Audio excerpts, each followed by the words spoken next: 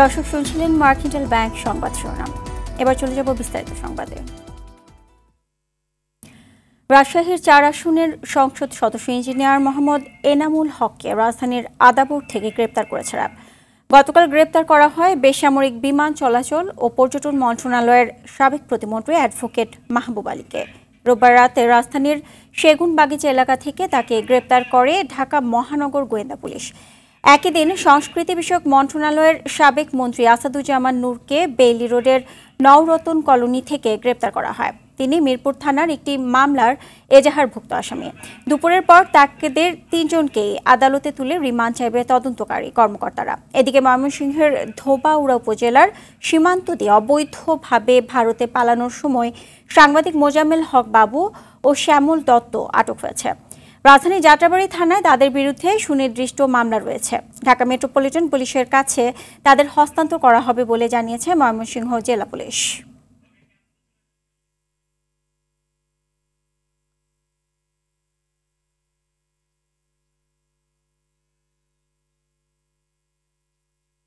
দর্শক, সিএমএম আদালতে রয়েছেন সহকর্মী ইকবাল অনিক, সরাসরি যোগ দিচ্ছেন তিনি আমাদের সাথে।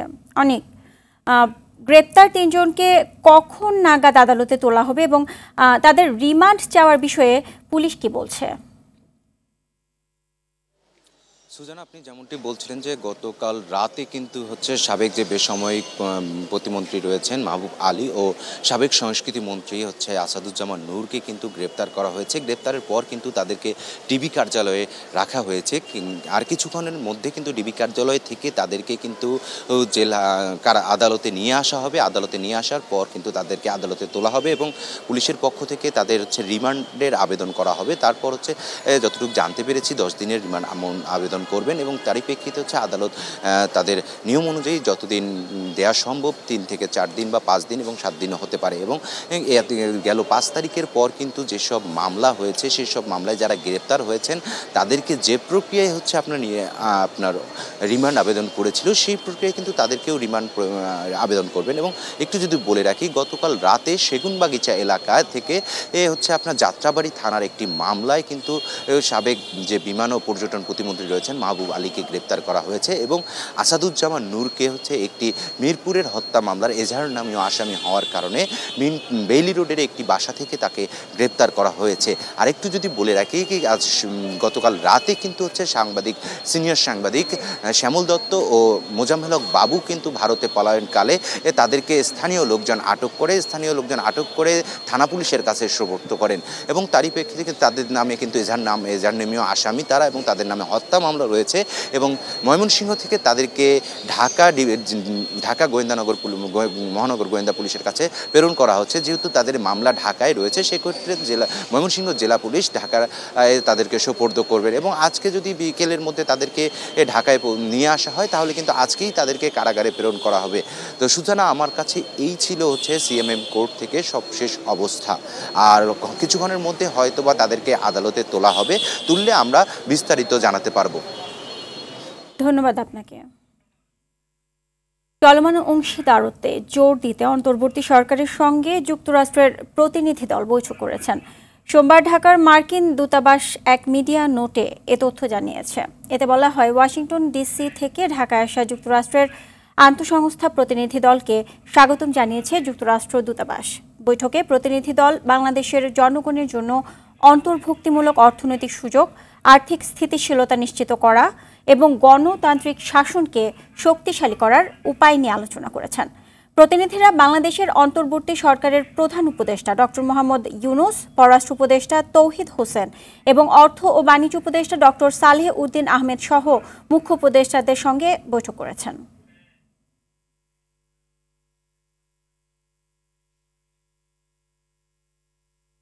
আওয়ামী লীগ সরকারের আমলে বঞ্চিত সরকারি কর্মকর্তা-কর্মচারীদের ক্ষতিপূরণ দেওয়ার নিমিত্তে জনপ্রশাসন মন্ত্রণালয়ের অধীনে কমিটি গঠন করেছে সরকার।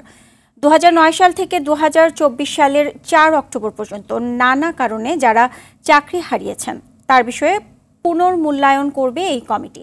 সকালে সচিবালয়ে জনপ্রশাসন মন্ত্রণালয়ের সিনিয়র সচিব ডক্টর মোহাম্মদ মোকলেসুর রহমান বলেন, কমিটি সুপারিশ করলে চাকরিতে পুনর্বহালেরও সুযোগ রয়েছে। আগামী 3 মাসের মধ্যে এই প্রতিবেদন জমা দেওয়ায় সময়সীমা বেঁধে দেওয়া। এ বিষয়ে গোয়েন্দা বিভাগের সহায়তা নেওয়ার কথা জানান তিনি। অবসরে যাওয়া কর্মকর্তাদের মধ্যে বিভিন্ন বঞ্চনার কথা উল্লেখ করে এর মধ্যে ২৫০০ আবেদন জমা পড়েছে। এই পিরিয়ডের মধ্যে যারা বঞ্চিত হয়েছেন নানানভাবে ইত্যাদি, তাদের বিষয়গুলি কেস টু কেস বিবেচনা করে সরকারকে সুপারিশ করবে কাকে কোন জায়গায় নেওয়া যায়। এরা নানানভাবে বঞ্চিত হয়েছেন। প্রথম হলো সামাজিকভাবে হয়েছেন, পারিবারিকভাবে হয়েছেন, আর্থিকভাবে হয়েছেন, অনেকে অসুস্থ হয়ে গেছেন।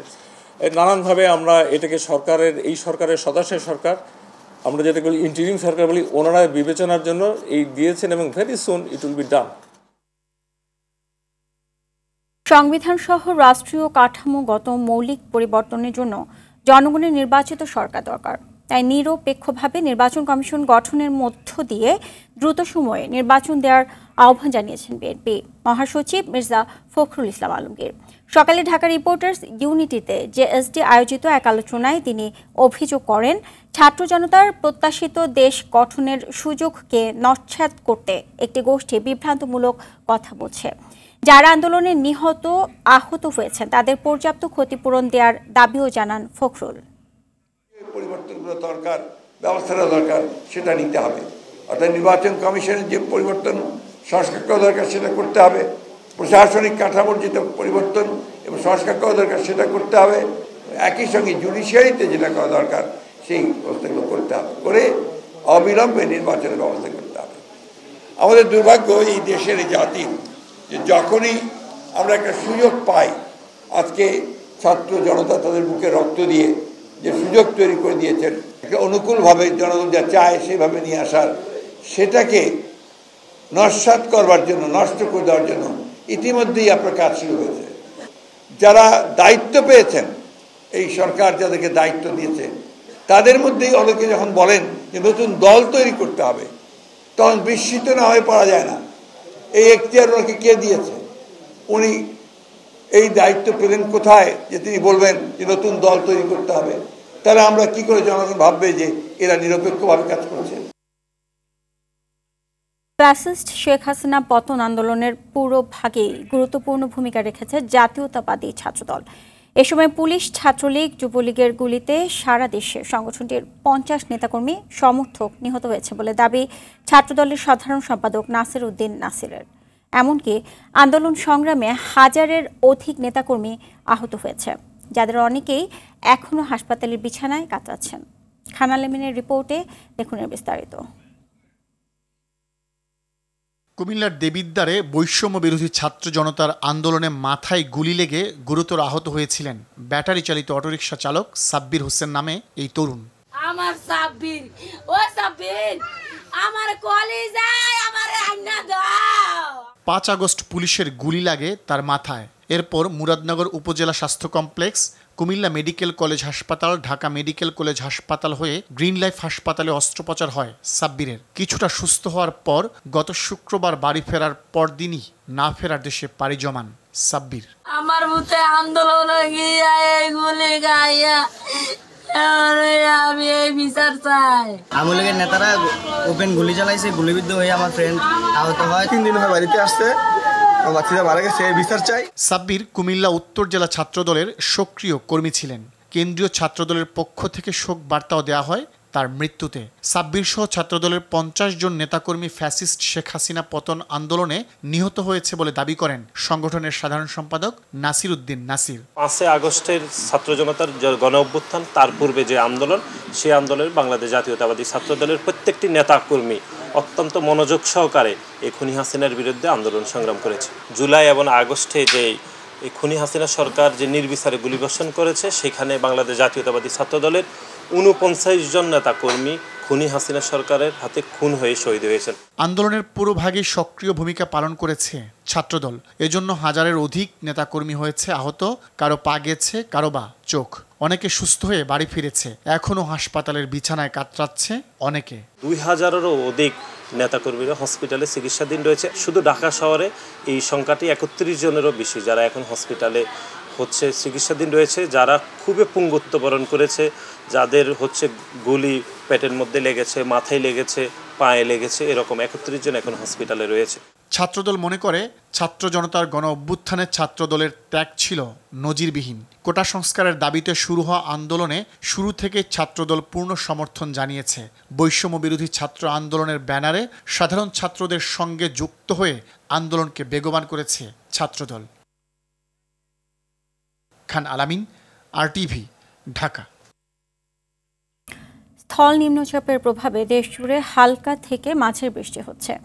এতে ভোগান্তি বেড়েছে জেলায় জেলায়। নোয়াখালী, ফেনীতে বন্যার রেশ না কাটতেই কয়েকদিনের বৃষ্টিতে নতুন করে প্লাবিত হয়েছে নিম্নাঞ্চল। পানিবন্দী হয়ে পড়েছে কয়েক লাখ মানুষ। আবহাওয়া অধিদপ্তর জানায়, স্থল নিম্নচাপটি উত্তর পশ্চিমে অগ্রসর হওয়ায় খুলনা ও রাজশাহী বিভাগে ভারী বৃষ্টির আশঙ্কা রয়েছে। ইমরুল কায়েসের রিপোর্টে থাকছে এর বিস্তারিত। স্থল গভীর নিম্নচাপটি বৃষ্টি ঝরিয়ে ধীরে ধীরে দুর্বল হচ্ছে। কয়েকদিনের টানা বৃষ্টিতে তলিয়ে গেছে বিভিন্ন জেলার রাস্তাঘাট, অলিগলি ও নিচু এলাকা। 2 দিনের বৃষ্টিতে বরিশাল নগরীর বিভিন্ন এলাকায় পানি জমেছে। চরম ভোগান্তিতে পড়েছে নগরবাসী। বাগেরহাটে টানা বৃষ্টিতে তলিয়ে গেছে নিম্নাঞ্চলের মাছের ঘের। বন্যারেশ কাটতে না কাটতে টানা বৃষ্টিতে নোয়াখালীর বন্যা পরিস্থিতি আবার অবনতি হয়েছে। নতুন করে দুর্ভোগে পড়েছে আশ্রয়কেন্দ্র ছেড়ে আসা বাড়ি ফেরা মানুষ। জেলা প্রশাসনের তথ্য মতে জেলায় পানিবন্দী রয়েছে 11.5 লাখ মানুষ। শুকনা খের আমরা অনেক লাঞ্ছিত বন্যার কারণে, আমরা অসহায় মতন বাস করতেছি। রাস্তাঘাটে পানি আছে হাঁটুর উপরে, অনেক বাড়িঘরে অনেক সমস্যা দিয়ে দেখা গেছে। বন্যা হয়েছিল, আমরা বন্যা অনেক কষ্ট করছি, আমাদের বাড়িঘর ধরে হানি উঠে গেছে। নিম্নচাপের প্রভাবে বৃষ্টি হচ্ছে দেশের উত্তরের জেলা নওগাঁয়। এতে বিপাকে পড়েছে নিম্ন আয়ের মানুষ।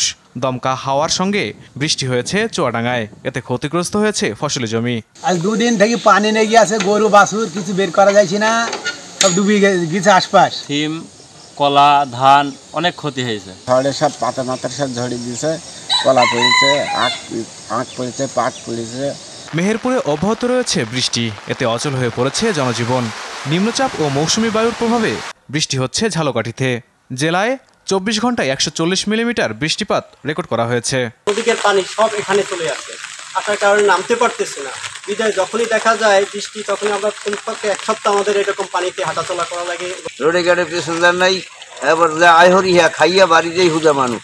স্থল গভীর নিম্নচাপের প্রভাবে খুলনা ও রাজশাহী বিভাগে ভারী বৃষ্টিপাতের পূর্বাভাস দিয়েছে আবহাওয়া অধিদপ্তর। স্থল গভীর নিম্নচাপটি ভারতের পশ্চিমবঙ্গ ও তৎসংলগ্ন ঝাড়খণ্ড বরাবর অবস্থান করছে, কিন্তু এর প্রভাবে বাংলাদেশের উপকূলীয় অঞ্চল, উত্তর বঙ্গোপসাগরে বায়ুচাপের আধিক্য বিরাজ করছে। অস্থায়ীভাবে দমকা বাতাস এবং ঝোড়ো হাওয়া অব্যাহত রয়েছে। মৌসুমি বায়ু সক্রিয় থাকায় দেশের সব নদীবন্দরকে 3 নম্বর সতর্ক সংকেত দেখিয়ে যেতে বলা হয়েছে। সেই কারণে সকল সমুদ্র বন্দর সমূহকে আজও 3 নম্বর স্থানীয় সতর্কতা সংকেত দেখিয়ে যেতে বলা হয়েছে। ইমরুল কায়েস, RTV। বন্যা পরিস্থিতির খবর জানাতে নোয়াখালী থেকে সরাসরি যোগ দিচ্ছেন সহকর্মী গিয়াসউদ্দিন রনি। রনি, নতুন করে পানি বাড়ায় বন্যা পরিস্থিতি কেমন দেখছেন এবং মানুষ আশ্রয় কেন্দ্রে খাবার সামগ্রী ঠিকমতো পাচ্ছে কিনা আমাদেরকে বিস্তারিত জানাবেন। সুজানা, ধন্যবাদ। আপনি যেমনটি জানাচ্ছিলেন, নোয়াখালীতে বন্যার পরে গত 2 দিন নতুন করে যে বৃষ্টি হয়েছে, এতে কিন্তু এখানকার জলাবদ্ধতা বৃদ্ধি পেয়েছে এবং এর ফলে কিন্তু নতুন করে 2-3 হাজার মানুষ কিন্তু আশ্রয়ন কেন্দ্রে গিয়েছে। নোয়াখালীতে বর্তমানে কিন্তু 12.5 লক্ষ লোক এখনো কিন্তু পানিবন্দী রয়েছে এবং 37,000 মানুষ কিন্তু আশ্রয় কেন্দ্রে বসবাস করছে এখনো, এবং 369টি আশ্রয়ন কেন্দ্র কিন্তু এখনো চালু রয়েছে। তো সেখানকার যারা বানবাসী মানুষ রয়েছে, তাদের যে বরাবরই দাবি ছিল যে তাদের আশ্রয়ন কেন্দ্রে শিশু খাদ্যের সংকট রয়েছে এবং তাদের যেই ত্রাণ সামগ্রী তারও কিন্তু সংকট রয়েছে। তবে জেলা প্রশাসন এবং বিভিন্ন স্বেচ্ছাসেবী সংগঠনের পক্ষ থেকে একাধিকবার ত্রাণ বিতরণ করা হয়েছে। আর আপনাদের জানিয়ে রাখি যে গত 2 দিন নোয়াখালীতে কোনো বৃষ্টিপাত হয়নি। আজকে নোয়াখালী জেলা আবহাওয়া অধিদপ্তর কার্যালয় সূত্রে যেটা জানতে পেরেছি, নোয়াখালীতে গত 24 ঘন্টায় কোনো বৃষ্টিপাত হয়নি। এর ফলে কিন্তু এখানকার পানি কিন্তু ধীর গতিতে হলেও কমছে। তো এখানকার নোয়াখালীর যে নির্মাঞ্চলীয় উপজেলাগুলো রয়েছে, যেমন সেনবাগ, বেগমগঞ্জ, চাটখিল, সোনাইমুড়ি, কবিরহাট এই অঞ্চলগুলোর নির্মাঞ্চলগুলোতে এখনো কিন্তু কোথাও কোথাও হাঁটু পরিমাণ পানি, কোথাও এর নিচেও কিন্তু পানি রয়েছে। স্থানীয়রা বরাবরই দাবি জানিয়ে আসছে যে অন্তর্বর্তীকালীন সরকারের প্রধান যদি এখানকার যে বন্যার পানি নিষ্কাশন হওয়ার যে পথ রুদ্ধ হয়ে গেছে তা কিন্তু বন্যার পানি নিষ্কাশনের যদি ব্যবস্থা করে তাহলে কিন্তু এখানকার মানুষ বেশ উপকার হবে। এ ছিল আমার কাছে নোয়াখালীর জলাবদ্ধতা এবং বন্যা পরিস্থিতি নিয়ে সর্বশেষ। ধন্যবাদ আপনাকে। হযরত মুহাম্মদ সাল্লাল্লাহু আলাইহি ওয়াসাল্লামের আদর্শ বাস্তবায়নের মাধ্যমে বৈষম্যহীন সমাজ বাস্তবায়ন করা সম্ভব বলে মন্তব্য করেছেন ইসলামী চিন্তাবিদরা। ঈদে মিলাদুন্নবীর বিভিন্ন অনুষ্ঠানের আলোচনায় তারা এমন মন্তব্য করেন। ঈদে মিলাদুন্নবী উপলক্ষে সকাল থেকেই বিভিন্ন ধর্মীয় সংগঠন আনন্দ র্যালি, আলোচনা সভা ও দোয়া মাহফিলের আয়োজন করে। এ সময় 15 দিন ব্যাপী ঈদ মিলাদুন্নবীর কর্মসূচি আয়োজন করায় অন্তর্বর্তী সরকারকে ধন্যবাদও জানান তারা। রুহুল আমিন তুহিন জানাচ্ছেন বিস্তারিত। পবিত্র ঈদে মিলাদুন্নবী মহানবী হযরত মুহাম্মদ সাল্লাল্লাহু আলাইহি ওয়াসাল্লামের জন্ম ও মৃত্যুর পুণ্যময় দিন। 570 খ্রিস্টাব্দের 12ই রবিউল আউয়াল তিনি আরবের মক্কা নগরীতে জন্মগ্রহণ করেন। 63 বছর বয়সে একই দিনে তিনি ইন্তেকাল করেন। দিনটি মুসলিম উম্মার কাছে পবিত্র ঈদে মিলাদুন্নবী সাল্লাল্লাহু আলাইহি ওয়াসাল্লাম নামে পরিচিত। দিবসটি উপলক্ষে রাষ্ট্রপতি মোহাম্মদ শাহাবুদ্দিন এবং প্রধান উপদেষ্টা ডক্টর মোহাম্মদ ইউনুস পৃথক বাণী দিয়েছেন। বাণীতে মহানবী সাল্লাল্লাহু আলাইহি ওয়াসাল্লামের জীবন আদর্শ অনুসরণ করে ভ্রাতৃত্ববোধ ও মানব কল্যাণে ব্রতী হওয়ার জন্য সকলের প্রতি আহ্বান জানান তারা। ধর্মীয় ভাবগাম্ভীর্যের সঙ্গে যথাযথ মর্যাদায় পবিত্র ঈদে মিলাদুন্নবী পালনের জন্য বিভিন্ন রাজনৈতিক দল ও সংগঠন নানা কর্মসূচি পালন করছে। সারা পৃথিবীতে মানুষ যদি আজকে শান্তি পেতে চায়, প্রিয় নবী সাল্লাল্লাহু তাআলা আলাইহি ওয়াসাল্লামের শিক্ষার চেয়ে বড় কোনো শিক্ষা পৃথিবীতে নাই। এই নবীর মিলাদের মাধ্যমে আল্লাহর সকল গুজারি এবং নবীর সিরাতকে ধারণ করে আমরা এদেশে মানুষের মাঝে ভ্রাতৃত্ববোধ, সম্প্রীতি, সৌহার্দ্য এবং ভালোবাসা বিলিয়ে দিতে চাই। সকালে বায়তুল মোকাররম জাতীয় মসজিদের সামনে থেকে আনন্দ র্যালি বের করে বাংলাদেশ হিজবুল্লাহ। এ সময় সংগঠনটির সাধারণ সম্পাদক বলেন, রাসূলের আদর্শ বাস্তবায়নের মাধ্যমেই বৈষম্যহীন সমাজ গড়া সম্ভব। ঈদে মিলাদুন্নবী সাল্লাল্লাহু আলাইহি ওয়াসাল্লামের এই মেসেজ আমাদেরকে সেই সোনার বাংলা, যে বাংলাদেশে কোনো নির্যাতন থাকবে না, নিপীড়ন থাকবে না, জুলুম থাকবে না, সকলের অধিকার সকলেই পাবে। রাষ্ট্রীয় থেকে আরম্ভ করে একবারে গ্রাম পর্যায়ে সর্বস্তরে রাসূলের আদর্শ যদি বাস্তবায়ন করা হয়, শুধু মুসলিম নয়, এদেশে অমুসলিম নাগরিক যারা আছে তারাও তাদের অধিকার আগে যেরকম পেত এর থেকে বেশি পাবে যদি ইসলামী আদর্শ কায়েম হয়। ঈদে মিলাদুন্নবী উপলক্ষে চট্টগ্রামে শুরু হয়েছে ঐতিহ্যবাহী 52তম জশ্নে জুলুস। মুরাদপুরের 16 শহর আলমগীর খানকা এ কাদেরিয়া, সৈয়দিয়া, তৈয়াবিয়া থেকে শুরু হয় জুলুস। হামদ, নাদ, দুরুদে মুখরিত ছিল পুরো জুলুস। দিনটিকে স্মরণ করে সরকারি বরিশাল কলেজ আলোচনা সভা, দোয়া অনুষ্ঠান, পুরস্কার বিতরণী অনুষ্ঠানের আয়োজন করেছে। রাজশাহীতে ঈদে মিলাদুন্নবী উপলক্ষে ধর্মীয় শোভাযাত্রা অনুষ্ঠিত হয়েছে। নগরীর প্রধান প্রধান সড়ক প্রদক্ষিণ করে হযরত শাহ মাকদুম এর দরগায় গিয়ে শোভাযাত্রা শেষ হয়। রুহুল আমিন তুহিন, RTV, ঢাকা। দর্শক, ঈদে মিলাদুন্নবী পালনে রাজশাহীর পরিস্থিতি জানাতে সরাসরি যোগ দিয়েছেন সহকর্মী মোস্তাফিজ রকি।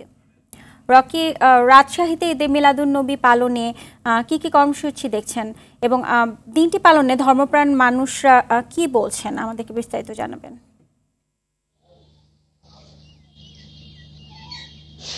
সুজনা, ধর্মীয় ভাবগাম্ভীর্যের মধ্যে দিয়ে রাজশাহীতে ঈদে মিলাদুন্নবী পালিত হচ্ছে। সকাল থেকেই কিন্তু আমরা দেখতে পাচ্ছি যে ধর্মীয় যে শোভাযাত্রা সেটি কিন্তু আসলে পালন করা হয়েছে এবং সকাল 8টার দিকে আমরা দেখেছিলাম রাজশাহী মহানগরীর যে শিরোইল কলোনি বড় মসজিদ রয়েছে সেখান থেকে কিন্তু ধর্মীয় একটি শোভাযাত্রা বের করা হয় এবং সেই শোভাযাত্রাটি আমরা দেখেছিলাম যে রাজশাহী মহানগরীর বিভিন্ন সড়ক প্রদক্ষিণ করে সেটি কিন্তু যে হযরত শাহ মাকদুম রূপস রহমাতুল্লাহ আলাইহির যে মাজার শরীফ রয়েছে সেখানে গিয়ে তারা শেষ করেছিলেন এবং সেইখানে কিন্তু তারা সূরা ফাতিহা পাঠ সহ, দরুদ পাঠ সহ তারা কিন্তু আসলে বিশেষ মোনাজাত করেছেন এবং সেই মোনাজাতে আমরা দেখেছিলাম যে দেশ ও জাতির কল্যাণে তারা কিন্তু আসলে দোয়া করেছেন। পাশাপাশি আমরা এই যারা জশ্নে জুলুস শোভাযাত্রায় যারা অংশগ্রহণ করেছিলেন তাদের প্রত্যেকের কণ্ঠে কিন্তু আমরা যেটি আসলে শুনতে পেয়েছি, তারা আসলে সাধারণ মানুষকে বোঝাতে চেয়েছেন, ধর্মপ্রাণ মুসল্লিকে বোঝাতে চেয়েছেন যে হযরত মুহাম্মদ সাল্লাল্লাহু আলাইহি ওয়াসাল্লামের যে জীবন জীবনের যে আদর্শ, প্রত্যেকটি ক্ষেত্রে সেই আদর্শটি যদি বাস্তবায়ন করা হয় তাহলে যেমন সমাজে শৃঙ্খলা আসবে, মানুষের জীবন অনেকটাই সুন্দরভাবে পরিচালিত করতে পারবেন। এবং মাজার যে সারা দেশে মাজার ভাঙার যে প্রবণতা আসলে এসেছে সেটি তারা আসলে সেগুলো ভাঙা বন্ধে তারা সরকারের প্রতি দাবি জানিয়েছেন এবং তারা বলছেন তারা আসলে শান্তি চাচ্ছেন। এবং আমরা কিন্তু দেখেছি যে সাধারণ মানুষের মধ্যে কিন্তু এই জাসনে জুলুসের মধ্যে কিন্তু এক ধরনের যে উৎসাহ বা উদ্দীপনা সেটিও কিন্তু আমরা লক্ষ্য করেছি। এবং সাধারণ মানুষ কিন্তু আসলে হযরত মুহাম্মদ সাল্লাল্লাহু আলাইহি সাল্লামের যে জীবন আদর্শ সেটি ধারণ করতে কিন্তু অনেকটাই উজ্জীবিত হবে বলে ধর্মপ্রাণ মুসল্লি যারা রয়েছেন তারা কিন্তু আসলে সেটি আসলে মনে করছেন। তো এই ছিল রাজশাহী থেকে আমার কাছে সর্বশেষ। জি, ধন্যবাদ আপনাকে। পবিত্র ঈদ মিলাদুন্নবী উপলক্ষে মিলাদ ও দোয়া মাহফিলের আয়োজন করল বাংলাদেশ জাতীয়তাবাদী দল বিএনপি। রাজধানীর নয়াপল্টনে বিএনপির কেন্দ্রীয় কার্যালয়ে এ কর্মসূচিতে প্রধান অতিথি হিসেবে উপস্থিত ছিলেন বিএনপির স্থায়ী কমিটির সদস্য নজরুল ইসলাম খান। এ সময় হযরত মুহাম্মদ সাল্লাল্লাহু আলাইহি ওয়াসাল্লামের জীবনী সম্পর্কে আলোকপাত করে তার দেখানো পথে জীবন পরিচালনা করলে বিশ্বে শান্তি প্রতিষ্ঠা সম্ভব বলে মন্তব্য করেন বক্তারা।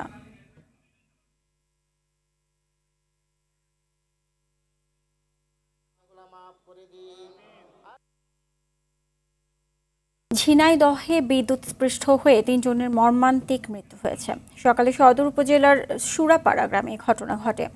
নিহতরা হলেন মোকসেদ মোল্লা, রেশমা খাতুন ও হাসিনা বেগম। স্থানীয়রা জানান, রবিবার বিকেলে বৃষ্টির সময় মোকসেদ মোল্লার বাড়ির পেছনে বিদ্যুতের তারের উপর পেঁপে গাছ ভেঙে পড়ে। এ সময় তারের উপর থেকে গাছ সরাতে গিয়ে বিদ্যুৎস্পৃষ্ট হয়ে ঘটনাস্থলেই মোকসেদ মোল্লা মারা যান। এরপর সারারাত পরিবারের সদস্য ও প্রতিবেশীরা খোঁজাখুঁজি করে পাননি তাকে। সকালে বাড়ির পেছনে মোকসেদকে দেখতে পান প্রতিবেশীরা। এ সময় মোকসেদকে বাঁচাতে গিয়ে বিদ্যুৎস্পৃষ্ট হন রেশমা খাতুন ও হাসিনা বেগম। খবর পেয়ে ফায়ার সার্ভিস এসে হাসপাতালে নিয়ে গেলে মারা যান তারা। সদর হাসপাতালে জরুরি বিভাগের চিকিৎসক ডাক্তার তাপস কুমার জানান, বিদ্যুৎস্পৃষ্ট হয়ে হাসপাতালে আসার আগেই রেশমা ও হাসিনা মারা যান।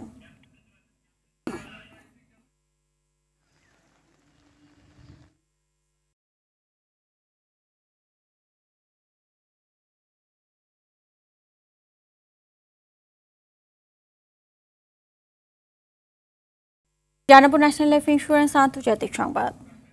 বাংলাদেশ থেকে অনুপ্রবেশ ঝাড়খণ্ডের জন্য বড় ধরনের হুমকি তৈরি করছে বলে মন্তব্য করেছেন ভারতের প্রধানমন্ত্রী নরেন্দ্র মোদী। রোববার ঝাড়খণ্ডের জমশেদপুরে বিজেপির এক সমাবেশে কথা বলেন তিনি।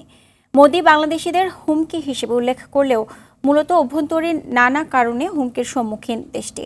ফারুক হোসেনের রিপোর্টে থাকছে এর বিস্তারিত। तेजी से कम हो रही है। আন্তর্জাতিক পরিমণ্ডলে যেমন প্রভাব হারাচ্ছে ভারত, তেমনি দেশের ভেতরেও নানা সমস্যায় জর্জরিত দেশটি। চীন পাকিস্তানকে হুমকি হিসাবে দেখেই অভ্যস্ত দেশটি। তবে এবার বাংলাদেশিদের হুমকি হিসাবে মন্তব্য করল দেশটির প্রধানমন্ত্রী নরেন্দ্র মোদী। बांग्लादेशी और रोहिंग्या घुसपैठ बहुत बड़ा खतरा है। মোদীর অভিযোগ, রাজ্যের সাঁওতাল পরগনা ও কোলহান অঞ্চলের জনসংখ্যা দ্রুত পরিবর্তিত হচ্ছে। আদিবাসীদের সংখ্যা কমছে, বাংলাদেশি অনুপ্রবেশকারীরা জমি দখল করছে, রাজ্যের নারীদের উপর নির্যাতন চালাচ্ছে এবং পঞ্চায়েতকে কবজা করছে। আঙ্গুল উঠিয়েছেন রোহিঙ্গাদের বিরুদ্ধেও। ये लोग आदिवासियों के जंगल जमीन पर कब्जा करने वालों के साथ है।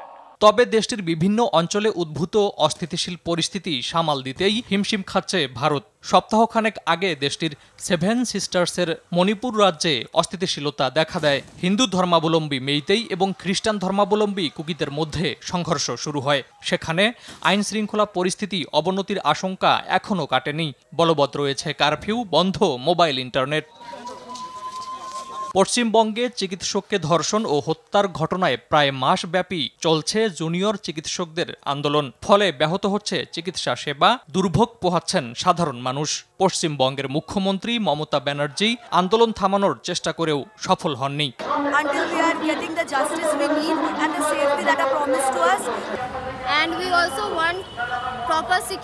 এছাড়া জম্মু ও কাশ্মীরে সশস্ত্র গোষ্ঠীর সঙ্গে প্রায়ই ভারতীয় সেনাদের সংঘর্ষ হচ্ছে, ঘটছে সেনাদের মৃত্যুর ঘটনাও।